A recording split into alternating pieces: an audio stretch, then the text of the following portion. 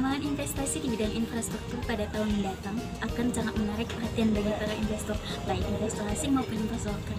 Dalam Peraturan Presiden Perpres nomor 13 tahun 2010 atas perubahan Peraturan Perundangan nomor 67 tahun 2005 tentang kebijakan kerjasama pemerintah dengan badan usaha dalam penyediaan infrastruktur. Mengapa penting untuk berinvestasi di bidang infrastruktur? Yang pertama adalah investasi di bidang infrastruktur mempunyai efek positif dan lapangan kerja, serta dapat mengurangi ketimpangan pendapatan dan memberikan akses kepada rumah tangga yang berpendapatan rendah terhadap layanan internet, transportasi perkotaan, dan layanan dasar lainnya.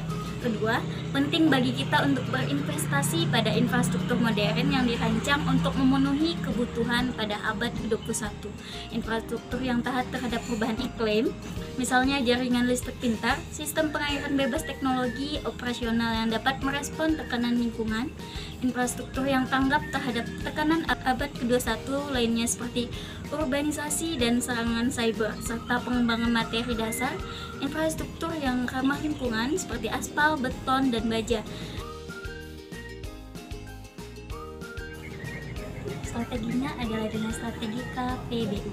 KPBU adalah kerjasama pemerintah dengan badan usaha, adalah dalam penyediaan infrastruktur untuk kepentingan umum dengan mengacu pada spesifikasi yang telah ditetapkan sebelumnya oleh menteri atau kepala lembaga, kepala daerah atau badan usaha milik negara atau badan usaha milik daerah, yang sebagian atau seluruhnya menggunakan daya dari badan usaha dengan memperhatikan pembagian resiko di antara dua pihak.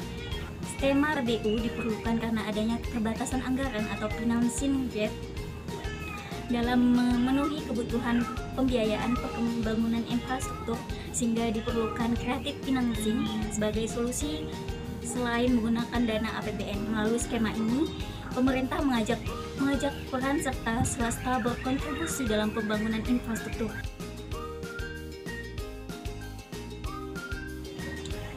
Peran pajak dalam pembangunan ekonomi negara selanjutnya yaitu sebagai penerimaan terbesar negara dari perolehan pajak tersebut sebagai sumber pendapatan negara, maka negara bisa melakukan pembiayaan untuk pengeluaran dan pembangunan negara. Salah satu sumber pendapatan negara, pajak berfungsi untuk membiayai pengeluaran negara. Pajak digunakan untuk menjalankan tugas-tugas rutin negara dan melaksanakan pembangunan. Contohnya adalah fungsi pajak ini adalah penyediaan fasilitas kesehatan, pendidikan, infrastruktur, dan pelayanan publik lainnya. Dalam distribusi kekayaan berarti suatu cara di mana distribusikan ke berbagai faktor produksi yang memberikan kontribusi terhadap negara dan prinsip-prinsip yang menentukan bagian dari tiap-tiap faktor tersebut. Melalui sistem pajak yang progresif, yaitu semakin tinggi tingkat penghasilan, maka semakin tinggi pula tarif pajak yang harus dibayarkan. Pemerintah dapat mengambil sebagian dari kekayaan itu untuk dilakukan penyaluran kepada orang yang lebih membutuhkan. Zakat adalah ketentuan yang wajib dalam sistem ekonomi. Zakat sehingga dalam pelaksanaannya dilakukan melalui institusi resmi atau ilegal. Maka pengumpulan, pengelolaan, dan pendistribusian bisa tetap sasaran. Implikasi zakat dalam arti khusus dalam hal ini ekonomi yaitu yang pertama, zakat dapat memenuhi kebutuhan masyarakat yang memiliki kekurangan. Yang kedua, zakat dapat memperkecil jurang kesenjangan ekonomi antara si kaya dan si miskin. Dan yang ketiga, zakat secara tidak langsung dapat menekan jumlah permasalahan sosial, kriminalitas, dan lain-lain. Dan yang terakhir, keempat, zakat dapat menjaga kemampuan daya beli masyarakat agar dapat memelihara sektor usaha. Artinya, dengan zakat maka konsumsi masyarakat terjaga pada tingkat yang minimal dapat terkontrol sehingga perekonomian dapat berjalan dengan baik. Maka, disinilah pentingnya pemerintah dalam mendorong masyarakat membayar zakat kepada Badan Amil Zakat Nasional atau LAZ tertentu yang telah didirikan di seluruh provinsi, kabupaten, dan kecamatan. Artinya, dengan melakukan pemusatan dalam penghitungan zakat, maka dana yang didapat akan mudah untuk disalurkan, sehingga potensi zakat yang besar di Indonesia tersebut dapat dikelola dengan baik. Yang penting tepat sasaran. Dengan demikian, zakat berusaha meningkatkan taraf hidup masyarakat fakir dan miskin ke tingkatan hidup yang lebih layak. Zakat juga merupakan sarana untuk mendekatkan jurang pemisah antara orang kaya dengan orang miskin. Terkait masalah fundamental yang bernama kemiskinan yang tepat menjadi tanggung jawab negara. Menurut Islam, dapat pemberantasan kemiskinan, negara harus melakukan intervensi dalam masalah ini. Pengelola zakat infak Basnas Badan Amil Zakat Nasional adalah lembaga yang melakukan pengelolaan zakat secara nasional. Basnas menjalankan fungsi-fungsi utama sebagaimana diatur dalam pasal 7 ayat 1 Undang-Undang Nomor 23 Tahun 2011 adalah sebagai berikut. Yang pertama, perencanaan pengumpul, pendistribusian, dan perdayagunaan zakat. Yang kedua, pelaksanaan pengumpulan, pendistribusian, dan pendayagunaan zakat. Dan yang ketiga, pengendalian pengumpulan, pendistribusian, dan pendayagunaan zakat. Keempat, pelapor dan pertanggungjawaban pelaksanaan pengelolaan zakat. Yang B, Basnas Lembaga Amil Zakat Nasional adalah lembaga yang dibentuk masyarakat yang memiliki tugas membantu pengumpulan, pendistribusian, dan pendayagunaan zakat.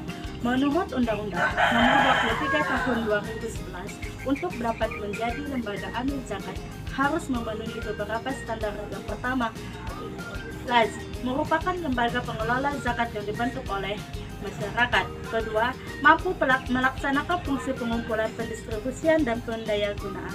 Yang ketiga, pembentukan lazim harus mendapat izin materi atau pejabat yang ditunjuk. Yang keempat, siap melakukan koordinasi dengan Basnas dalam rangka mengoptimalkan fungsi pengelolaan zakat. Keberadaan Basnas yang dilindungi dan diberi keluasan untuk mengelola zakat merupakan cara pemerintah untuk tetap mendorong peran serta masyarakat di dalam pengelolaan zakat infak. Transparansi dan akuntabilitas sangat penting dalam keuangan publik karena beberapa alasan. Alasan yang pertama, mereka membantu memastikan bahwa dana publik dikelola dan digunakan demi kepentingan terbaik publik. Transparansi memungkinkan masyarakat mempunyai akses terhadap informasi tentang bagaimana dana publik digunakan, sehingga dapat membantu mencegah korupsi dan penyalahgunaan dana. Akuntabilitas, di sisi lain, membuat pejabat publik bertanggung jawab atas tindakan dan keputusan mereka terkait keuangan publik. Hal ini dapat membantu memastikan bahwa dana publik digunakan secara efektif dan efisien.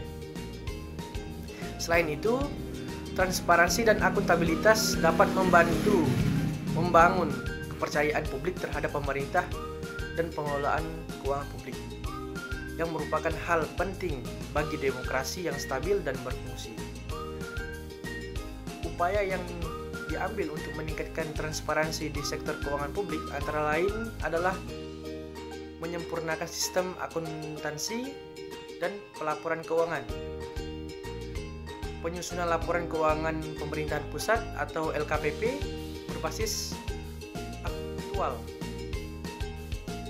pembentukan sistem pengendalian interim pemerintahan atau SPIN.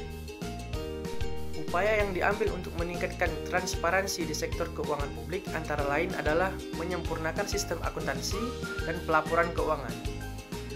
Pemerintah juga telah mengeluarkan berbagai kebijakan yang regulasi seperti Undang-Undang Nomor 7 Tahun 2006 tentang pengesahan United Nations Convention Against Corruption dan Peraturan Presiden Nomor 55 Tahun 2012 tentang Strategi Nasional Pemberantasan dan Pencegahan Korupsi untuk mendukung transparansi dan akuntabilitas dalam pengelolaan keuangan negara.